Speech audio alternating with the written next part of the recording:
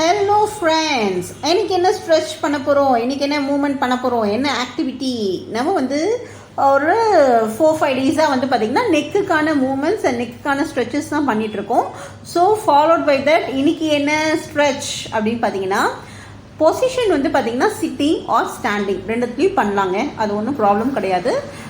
சிட்டிங்கில் பார்த்திங்கன்னா back pain இருக்கவங்க, கொஞ்சம் இம்பேலன்ஸ்டாக இருக்கவங்க, கொஞ்சம் பார்த்திங்கன்னா இந்த பாஸ்டல் கரெக்டாக இல்லை, மெயின்டைன் பண்ண முடியல, அதாவது ஃபார்வர்டாக லீன் பண்ணுற மாதிரி இருக்குது, சைடில் லீன் பண்ணுற மாதிரி இருக்குது, இல்லை டிசீனஸ் இருக்குது, இல்லை ஒரு மாதிரி மயக்கம் தலை கிருகிருன்னு இருக்குது அப்படின்றவங்க பேக் சப்போர்ட்டோட ஒரு சேரில் உட்காந்துட்டு அதுக்கப்புறம் தலையை மேல் பக்கமாக பார்க்கணுங்க. எவ்வளோ தூரம் உங்களால் மேலே பார்க்க முடியுமோ பார்க்கலாம். பார்த்துட்டு உங்களுடைய சப்போர்ட்டுக்காக உங்களுடைய ஹேண்ட்ஸை ஜஸ்ட்டு ஹோல்ட் பண்ணிவிட்டு அந்த சின் கீழே வச்சிடணும். ஸோ வச்சுட்டிங்கன்னா ஜஸ்ட் ஃபார் சப்போர்ட், நீங்கள் ரொம்ப அதை புஷ் பண்ண வேண்டாம், ஜஸ்ட்டு ஹோல்ட் பண்ணால் போதும்.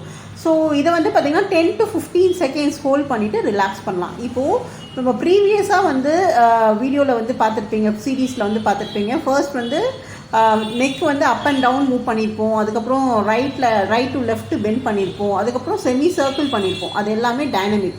அதுக்கப்புறம் வர சீரீஸில் அது எல்லாமே பார்த்திங்கன்னா ஸ்ட்ரெச்சஸ். ஸோ இதுக்கு முன்னாடி ஃபார்வர்டாக பெண்ட் பண்ணி ஜஸ்ட்டு உங்களுடைய ஹேண்ட்ஸால் புஷ் பண்ணியிருப்பீங்க இல்லைங்களா. ஸோ அதோடைய ஆப்போசிட் மூமெண்ட் தான் இது. ஃபர்ஸ்ட்டு நீங்கள் ஃபார்வர்டாக புஷ் பண்ணியிருப்பீங்க, இப்போ பேக்வேர்டாக புஷ் பண்ணுறீங்க, அவ்வளோதான். இப்போது ஸ்ட்ரெச்சஸில் பார்த்திங்கன்னா இம்பார்ட்டண்ட்டாக கன்சிடர் பண்ண வேண்டிய விஷயம் என்னென்னா, அந்த பொசிஷன் கரெக்டாக ஹோல்ட் பண்ணியிருக்கணும், க்ராஸாக இருக்கக்கூடாது, கரெக்டான பொசிஷனில் ஹோல்ட் பண்ணியிருக்கணும். அதே மாதிரி அந்த ஹோல்டிங் டைம் ரொம்ப இம்பார்ட்டன்ட். மினிமமாக 10 to 15 செகண்ட்ஸ். இப்போ எனக்கு இந்த ஃபிட்னஸ் ஒரு என்விரான்மெண்ட்டே இல்லை, அந்த ஒரு எக்ஸ்போஷரே இல்லை அப்படின்றவங்க ஸ்டார்டிங் ஒரு 5 to 7 செகண்ட்ஸ் ஹோல்ட் பண்ணிவிட்டு ரிலாக்ஸ் பண்ணிக்கலாம். அதுக்கப்புறம் டே பை டே உங்களுடைய செகண்ட்ஸை இன்க்ரீஸ் பண்ணிக்கலாம். எவ்வளோ தூரம் போகலான்னா 30 செகண்ட்ஸ் வரைக்கும் இம்ப்ரூவ் பண்ணிக்கலாம், அதுக்கு மேலே வேண்டாம். ஏன்னா சில மூமெண்ட்டுக்கு நம்ம ஸ்பெசிஃபைடாக சொல்லியிருப்போம், இது 40 செகண்ட்ஸ் 45 செகண்ட்ஸ் ஹோல்ட் பண்ணலாம் அப்படின்னு.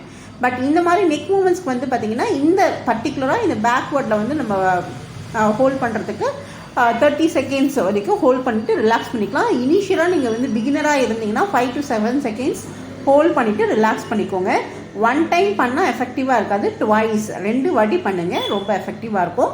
ஸோ அதே மாதிரி என்ன சினாரின்னு கேட்டிங்கன்னா, வாக்கிங் முடிச்சுட்டு இல்லை நீங்கள் ஒரு வாக்கிங்கோ ஜாகிங்கோ சைக்கிளிங்கோ இல்லை ஒரு ஃப்ளோர் எக்ஸசைஸோ பண்ணுறீங்கன்னா, இனிஷியலாக ஸ்டார்ட் பண்ணுறதுக்கு முன்னாடி மூமெண்ட்ஸோடு பண்ணுற நெக் மூமெண்ட்ஸோட, அதாவது அப் அண்ட் டவுன் பண்ணுற மூமெண்ட்ஸை ஃபர்ஸ்ட் இனிஷியலாக பண்ணிவிட்டு லாஸ்ட்டாக எல்லாமே முடிச்சாச்சு ஆக்டிவிட்டி, இதுக்கப்புறம் நான் நெக்ஸ்ட்டு உங்களோட டெய்லி ஷெடியூல் போகிறீங்க அப்படின்ற பட்சத்தில் லாஸ்ட்டில் இந்த ஒரு ஸ்ட்ரெச்சஸ் பண்ணிவிட்டு பண்ணிங்கன்னா ரொம்ப ரிலாக்ஸாக இருக்குங்க.